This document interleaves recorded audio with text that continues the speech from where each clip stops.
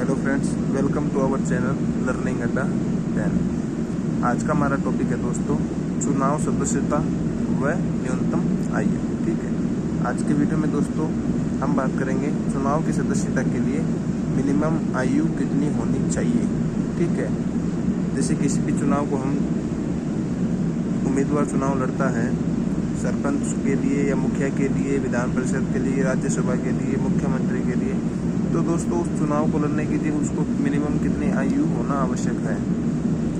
ठीक है, वो वीडियो में दोस्तों मैं आपको बताऊंगा। तो दोस्तों अगर आप हमारे चैनल पर नए हैं तो दोस्तों चैनल को सब्सक्राइब करना ना भूलें और बेल आइकन को क्लिक करना ना भूलें, ताकि दोस्तों आपको हमारे नए नए वीडियोज़ के नोटिफिकेशन मिलते रहे। तो चलिए दोस्तों वीडियो को शुरू करते हैं। देखिए दोस्तों, पहला है सरपंच। सरपंच का चुनाव लड़ने के लिए दोस्तों आपकी कम से कम 21 वर्ष आयु होनी चाहिए। ठीक है, कम से कम 21 वर्ष आपकी आयु होनी चाहिए। मुखिया, अगर आप गांव में मुखिया का ये चुनाव लड़ना चाहते हैं तो आपकी आयु कम से कम 21 वर्ष होनी चाहिए। ठीक है, 21 वर्ष के बाद आप चुनाव लड़ सकते हैं मुखिया का।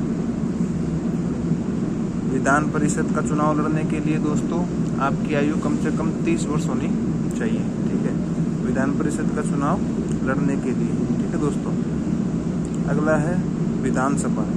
तो दोस्तों अगर आप विधानसभा का चुनाव लड़ना चाहते हैं तो उसके लिए आपकी आयु 25 वर्ष होनी चाहिए।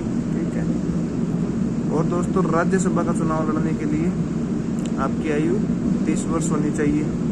ठीक है, लोकसभा का चुनाव अगर आपको लड़ना है दोस्तों तो आपको उसकी आयु 25 वर्ष होनी चाहिए। ठीक है, मुख्यमंत्री का चुनाव लड़ने के लिए दोस्तों कम से कम आयु 25 वर्ष होनी चाहिए। ठीक है, राज्यपाल का चुनाव लड़ने के लिए दोस्तों उम्मीदवार की आयु कम से कम 35 वर्ष होनी चाहिए।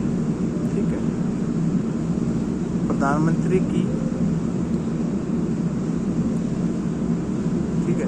प्रधानमंत्री की जो दोस्तों मिनिमम आयु है वो 25 वर्ष ही है। ठीक है, मतलब 25 वर्ष की उम्र तक आप प्रधानमंत्री का चुनाव भी लड़ सकते हैं। पर दोस्तों आपको पता है प्रधानमंत्री का चुनाव कौन लड़ सकता है। ठीक है, तो 25 वर्ष की आयु तक ये सब करना दोस्तों आप समझ सकते हो। ठीक है, ये सभी कुछ ना कुछ एक दूसरे से जुड़े हुए प्रोसेस है दोस्तों। उपराष्ट्रपति का दोस्तों क्या है, 35 वर्ष की आयु है कम से कम। ठीक है, उसके बाद है दोस्तों राष्ट्रपति के लिए कम से कम 35 वर्ष आयु होनी चाहिए। दोस्तों आप लोगों को पता है कि नहीं, पर मैं जिनको पता है वो ठीक है, जो नए हैं जिन्हें नहीं पता है उन्हें मैं बताना चाहूँगा कि दोस्तों सबसे बड़ा पद राष्ट्रपति का होता है। ठीक है, उसके बाद उपराष्ट्रपति का दोस्तों, उसके बाद प्रधानमंत्री का पद। पर दोस्तों पद बता रहा हूँ मैं आपको, पावर सबसे बड़ी प्रधानमंत्री के पास होती है। ठीक है, प्रधानमंत्री के राष्ट्रपति से ज़्यादा पावर होती है, पर कहने के लिए ये भारत का पहला नागरिक है। ठीक है, राष्ट्रपति ये सबसे बड़ा पद दिया गया इसे। ठीक है, और पावर प्रधानमंत्री को दी गई है दोस्तों। ठीक है, उसके बाद दोस्तों राज्यपाल। ठीक है, राज्यपाल की आयु 35 वर्ष होती है और राज्यपाल दोस्तों प्रधानमंत्री से पद में बड़ा होता है, पर पावर वही बात है दोस्तों प्रधानमंत्री के पास है। अब ये डिपेंड करता है दोस्तों राज्यपाल सेंट्रल का है या स्टेट का है।